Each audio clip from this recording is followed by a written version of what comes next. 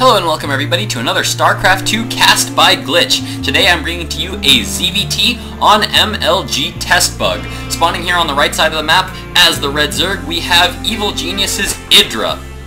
And spawning in the top position as the Blue Terran, we have Slayer's MMA. Now, both of these players are super baller, awesome players that I love to watch. MMA did absolutely fantastic at MLG Anaheim. I was super excited to cast another game of his. And EGIdrA is just the god of Zerg. He's just so good, well known for his amazing timings and just perfect, just very mechanical, but just very perfect and refined style of play that we love to see from those Zerg players. So, some interesting things about this map to note. First of all, of course, there's the supply depot at the bottom. This is very common on MLG style maps. This prevents any kind of early wall-offs from your opponents, in case they try to cannon rush your base or do any that kind of early shenanigans. But the other interesting thing about this map is in the middle of the map there are these three high yield expansions, but interestingly enough there are only 6 rich mineral fields at each of these, and there are actually 2 rich Vespene geysers. So makes for some interesting play in the mid game, just because it can be very difficult to hold these middle gold expansions, just because there are a lot of Xel'Naga towers that are covered by destructible rocks. So if your opponents start knocking down these destructible rocks, you can actually control quite a bit of the map by just destroying these destructible rocks and holding the Xel'Naga towers. You can actually dominate almost, like, I would say a good 50% of the map just by holding those Xel'Naga watchtowers. And of course, from those watchtowers you can see all the gold expansions, especially from that middle one. So you have some very interesting dynamics that happen in the mid to late game on this map. I do like this map for Zerg players just because it has a fairly easy to defend natural. There's no low grounds or high grounds anywhere around the expansions for any kinds of siege tanks or other ground units, but it is susceptible to air units. As you can see, there's a huge amount of space back here for air units to come through, but early in the game it is a little bit easier to get your early expansion down, just because it's got a fairly decent choke here at the front that isn't too bad to defend if your opponent does have some early aggression. Now, it looks like MMA has sent out this scout SCV, and yes, he's going to be throwing down that early bunker. We can see that he has thrown down 1 proxy barracks. EGIdrA is scouting right now, trying to find that barracks. Not able to find it, is going to instantly know that he's going to have to watch out for some early aggression, and he is now pulling drones off the line to try to deal with this Marine. And he's going to have to start scouting for that barracks, try to see if he can find that barracks. 3 drones right now actually just chasing away that 1 Marine, while the other 3 deal with that SCV that is building the bunker, and that Marine does go down. So very nice little bit of control there from EGIdrA, but looks like MMA is determined to get this bunker down. He is continuing to build this drone. EGIdrA is being forced to pull those drones again, but his spawning pool is now up. The spine crawler is now coming down, and MMA is probably going to be forced to cancel this bunker. And yes, EGIdrA, pretty sure that he doesn't even need that spine crawler, has now canceled his spine crawler and has decided to keep that drone. So very nice little defense there from EGIdrA.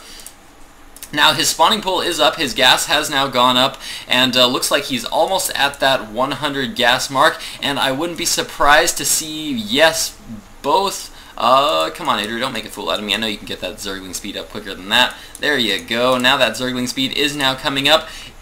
EGIdrA doing pretty well on the drone count right now. 21 harvesters, 220 at present, but he is on 2 base. This means he's going to have a tiny bit of an economic advantage just from that. But of course, we do have to remember that MMA, as a Terran player, does have those mules. EGIdrA now poking up into the base with those Zerglings, has managed to scout that factory. He did see it building as well, and it has no add-on, so he is going to know that a Hellion is on the way. He's throwing down spine crawlers, just 1 at his natural right now for defense. Looks like he's not going to be throwing down 1 in his main, and he's going to be trusting on his own abilities to block this ramp before any Hellions can get up that ramp. So I like this style of play from EGIdrA. It requires a lot of micro. It's very micro intensive. It's a little more dangerous style of play because Hellions can just sneak by and sneak up your ramp. You need to be very careful about watching your minimap, and you need to be very much on top of that mini-map, just so you can know when that Hellion is coming. But we do have a starport down now for MMA, and it looks like MMA is going to be getting out a quick Banshee. Now, this is a little bit different from the style of play that we were seeing out of MMA and the whole Slayers team at MLG Anaheim. At MLG Anaheim, we saw very quick Blue Flame Hellions and about 8 Marines with a medevac to do a quick elevator drop onto the high ground from most of the Slayers players, and actually a lot of the Zerg players were actually just devastated by that build, just because it was something that, it was just such a strong build. No one had previously done so well with Blue Flame Hellions that it just wasn't something that most Zerg players had prepared for, and suddenly having these 4 Blue Flame Hellions dropped into your main with 8 Marines with Stim and a medevac was just a very, very strong style of play that all the Slayers players went for almost blindly. And the Zerg players, even in knowing that their opponents were going to be going for this build, would still have a lot of trouble holding it off. But now the Banshee is now up. No cloak for this Banshee, so looks like EGIdRA's not going to need to worry about any kind of detection early. He does not have, or he does have his lair up yet, but no Overseers yet on the map, but it looks like he's not going to have to worry about it. MMA just content to sit back, try to get as many kills as he can. He's going to be able to snipe this Queen. The Queen does go down, and all the drones are now being pulled for EGIdRA, now pulling his second Queen back to try to get out this Banshee. This Banshee's currently just holding position. They're taking a lot of damage, but MMA barely manages to pull it back in time, is now throwing down his expansion, and was not able to do too much damage there, I don't think. Yeah, only 3 workers killed for that Banshee. That Banshee did survive, so I guess for now it was an okay trade by MMA. I guess not so much of a trade, but he did manage to get a few drone kills and a Queen kill with that Banshee, so not a bad move there by MMA, and it did allow him to, of course, get his expansion up and guarantee that EGIdRA wasn't going to be going for any kind of aggression right away. Now, EGIdRA is now moving an Overlord into position at the natural of MMA. He's going to be able to get a good worker count here and know exactly what MMA is going for and how long he's been mining on that base. MMA, interestingly, has thrown up a 3rd command center, though, and he is using it to get that extra mule production as well as extra SCV production, so he's actually in a pretty good place in the economy right now, despite being down in harvesters. EGIdRA is currently at 51 harvesters to the 40 harvesters of MMA, and 1 Viking here now doing quite a bit of harassment here on EGIdRA, taking out a few Overlords, getting a few Overlord kills. Very nice placement here for MMA, utilizing all this airspace that I talked about earlier. Air on this map is just very, very strong, again, just because of all the space that's back here. EGIdRA does now have an Overlord placed back there to scout any kind of air units coming from there, but MMA is definitely using this airspace to the best of his advantage. 1 more Banshee going to come in, try to snipe that Queen, and that other Queen is now coming down, but it is not going to be able to make it in time, and the Queen goes down, and it looks like, again, that Banshee gets away with 14 hit points.